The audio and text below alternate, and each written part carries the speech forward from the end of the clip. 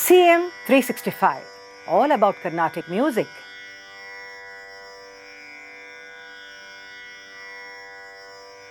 Among the group kritis composed by Sri Tyagarajar, we are all very familiar with the Ghanaraga Pancharatnam in the ragas Nata, Gaula, Arabi, Varali and Sri. Now Tyagarajar also composed 4 more sets of Pancharatnam on the deities presiding in the places Kovur, Tiruvattrur, Srirangam and Lalgudi.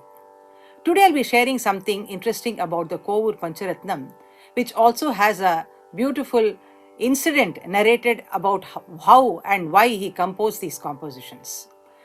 Sri Tyagarajar was once traveling to Tirupati and on his way, he happened to pass by this Kovur, which is in the suburb of Chennai. And here he happened to meet one head of the particular place, whose name happens to be Sundaresan. And that man asked Sri Tyagarajar to compose some compositions in his praise. To which Tyagarajar obviously replied that he does not sing in praise of mortal human beings and he would only compose on the Lord. After that, he is said to have left the place and proceeded to Tirupati. And he was actually traveling in a palanquin, and there was a palanquin bearer who was carrying him and going. And on the way, he had to encounter some thieves who attacked him and pelted stones at his palanquin. To this, what happened is that Tyagarajar immediately got down from the palanquin and told these thieves that he was really a very poor man and had nothing to really offer to them and to let him go. To this, the thief said that, well, when we tried to attack you, we saw 2 youngsters in your palanquin who were trying to throw back stones at us, and you're telling us that there is nobody inside the palanquin. Tyagaraja was also bewildered at this and said that, well, I'm telling the truth only to you. And at that point, it dawned to Sri Tyagaraja that the 2 youngsters who had helped him out were none other than Sri Rama and Sri Lakshmana. Realizing this, he felt that there was really something very, very significant about Kovur.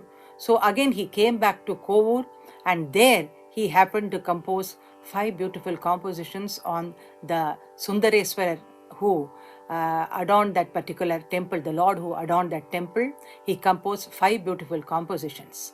And these compositions are Shambho Mahadeva in Panturali, Nammi Vachina in Kalyani, E Vasudha in Sahana, Kori Sevimpa in Kararapriya, and Sundareshwaruni in Shankarabharanam. Here we see that he has made specific references to the Lord. I'll just share glimpses of the portions where there is a reference to Kovur and the Sundareshwarar Swami, as well as in some places we also see that Saundarya Nayaki, the consort of this Sundareshwarar, has also been mentioned.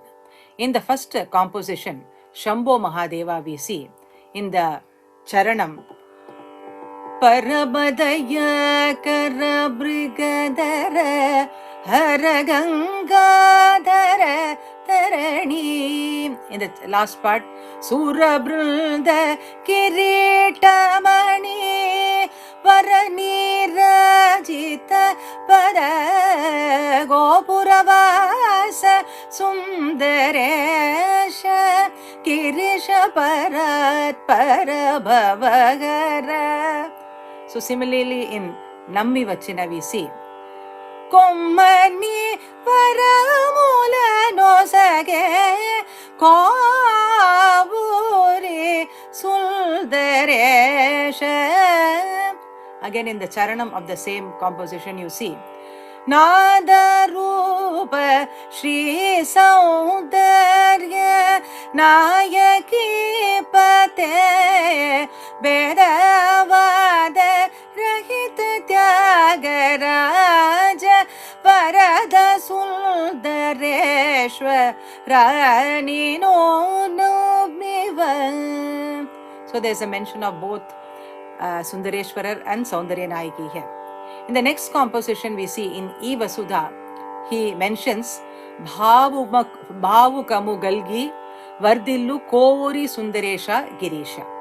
Similarly in Kori Sevimpa we see Sri Saundarya Nayika Varuni, he mentions.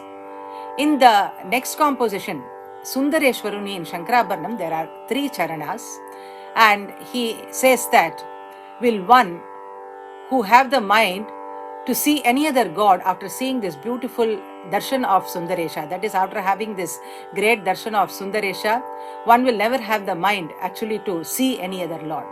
And he also compares here this abode of Kovur to Kashi and says, Andamu Galavara Kashiki Samana. So that way we see that the Kovur Pancharatnam is a beautiful compilation of 5 compositions on Lord Sundareshwarar at Kovur, and these are some of the gem compositions of Tyagaraja that he has given us for us to enjoy. CM 365, all about Carnatic music.